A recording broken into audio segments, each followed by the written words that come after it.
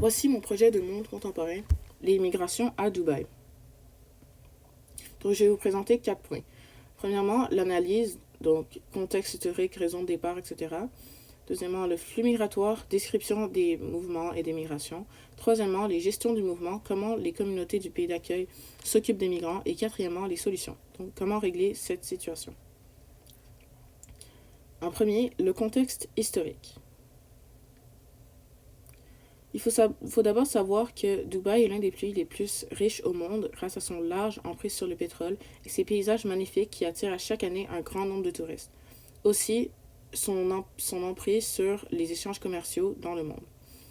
À chaque jour, 3,66 millions de barils de pétrole sont créés, ce qui représente 13,2% de la part de production pétrolière du Moyen-Orient. Et à chaque année, 286 milliards de dollars sont créés avec les échanges du pétrole et sa création. Le tourisme est aussi l'une des activités économiques à Dubaï les principales. Et donc, pour financer et accueillir un grand nombre de touristes, il faut des infrastructures nécessaires. C'est pourquoi ils ont besoin de beaucoup de main-d'œuvre.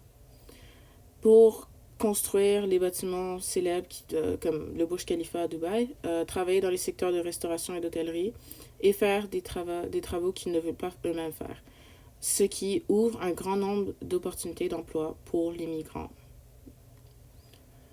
Aussi, le tourisme est augmenté par le fait que Dubaï abrite le troisième aéroport le plus visité au monde, ce qui a accueilli 86 millions de voyageurs en 2019, et c'est aussi l'aéroport le plus luxueux au monde. Aussi, le port Jebel Ali possède le plus grand port, donc c'est le plus grand port artificiel du monde. Donc en 2018, ça a créé 14,95 millions de tonnes de conteneurs et est classé au premier rang régional et 17e rang mondial. Deuxièmement, le flux migratoire et les habitudes des mouvements. D'où viennent les principaux immigrants?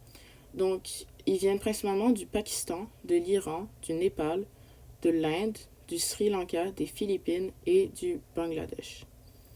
Et parmi tous ces immigrants, l'Inde, c'est les plus grands parce qu'ils représentent 50% de la population totale à Dubaï. Le pourcentage de la population. Donc, les personnes originaires de Dubaï font 10% de la population, 86% sont des immigrants et 4% sont des personnes temporaires. Le salaire annuel moyen à Dubaï, c'est 68 950 $. C'est pour ça que ça attire un grand nombre de personnes. Quels facteurs influencent l'immigration à Dubaï? Donc, voici certains. Donc, à la recherche d'une meilleure qualité de vie, donc chercher à quitter un pays en pauvreté, la mondialisation, donc la circulation des travailleurs, la surpopulation, donc ils portent du pays très peuplé où il n'y a pas d'emploi, la proximité, donc l'Inde est un pays presque voisin à Dubaï, le lien historique, donc les liens commerciaux comme entre l'Inde et les Émirats arabes qui font plusieurs milliards à chaque année, et la recherche d'emploi. Donc, en 1977, moins de 0,5 millions d'immigrants étaient dans le Golfe Persique. En 1988, ça a fait son premier million. En 2006, c'est arrivé à 4 millions. Et en 2015, près de 7,5 millions. Troisièmement, gestion du mouvement. Donc, c'est un cycle d'esclavage moderne parce que des immigrants sont attirés à venir travailler à Dubaï pour gagner plus d'argent. Donc, ils arrivent et on leur prend leur passeport pour leur motiver à plus travailler, selon ce qu'ils disent. Et donc, ils travaillent pendant 50 heures par semaine, et même pour avoir un salaire qui est à peine assez pour vivre. Et ils ont donc une dépendance à ce travail-là et peuvent même plus retourner chez eux parce qu'ils n'ont plus de visa. Mais Dubaï continue à faire venir plus d'immigrants, ce qui fait de plus en plus de ce cycle avec d'autres personnes. Donc, le salaire moyen brut des immigrants, comme des Indiens à Dubaï, c'est 160 $ par mois. En comparaison, les Dubaïotes originaires du pays sont payés en moyenne de 5 797 $ par mois. Et encore, pour comparer les deux, le salaire brut d'un Québécois est de 3 740 $ par mois, si on compte les médecins et n'importe qui. Donc, les conditions de vie des travailleurs sont horribles, premièrement. Donc les logements, par exemple, des, des migrants pourraient se faire placer dans des pièces de 10 pieds carrés avec 9 autres personnes. Ils n'ont aucun temps de congé, aucune vacances, sauf qu'ils ont droit à une fois par mois, d'avoir une moitié de journée de travail, donc où ils peuvent partir plus tôt, et ils n'ont pas d'arrêt maladie. La majorité des immigrants, un grand nombre d'immigrants viennent pour chercher de l'argent pour leur famille qui vit dans d'autres pays pour avoir de meilleures conditions de vie. Mais ils arrivent et n'ont même plus assez, ils ont même pas assez d'argent pour s'occuper d'eux-mêmes, donc ils ne peuvent pas faire ça. Et ils se font travailler presque jusqu'à la mort, des fois oui, dans des conditions de travail extrêmes et très dangereuses.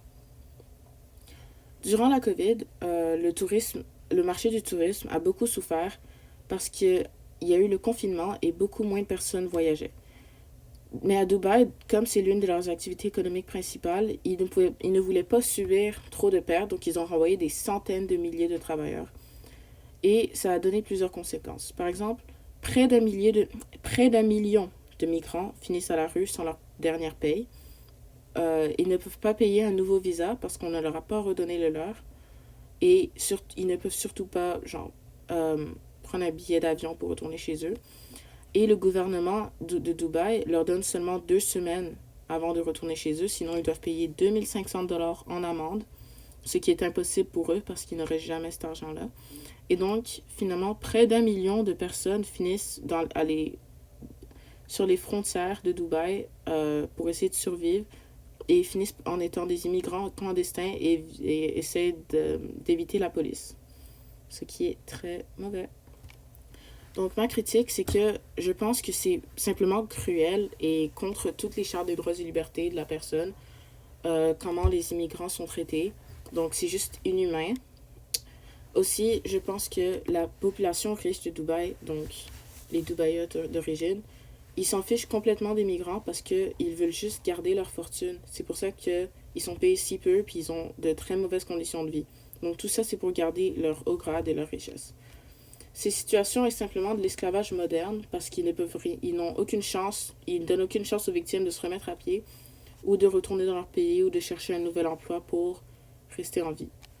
Quatrièmement, solution. Donc, comment peut-on régler ce problème? Donc, j'ai deux options. Donc, légalement, il pourrait avoir l'intervention de l'ONU. Donc, l'ONU pourrait pourrait leur dire de changer ce qu'ils font. Sinon, il pourrait y avoir des conséquences avec d'autres pays.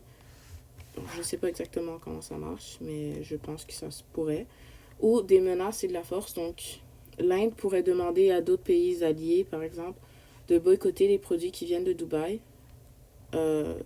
Parce que si leurs migrants ne sont pas traités comme des humains, ce qu'ils devraient l'être. Et donc, ça, c'est mes deux solutions. Merci d'avoir écouté ma présentation.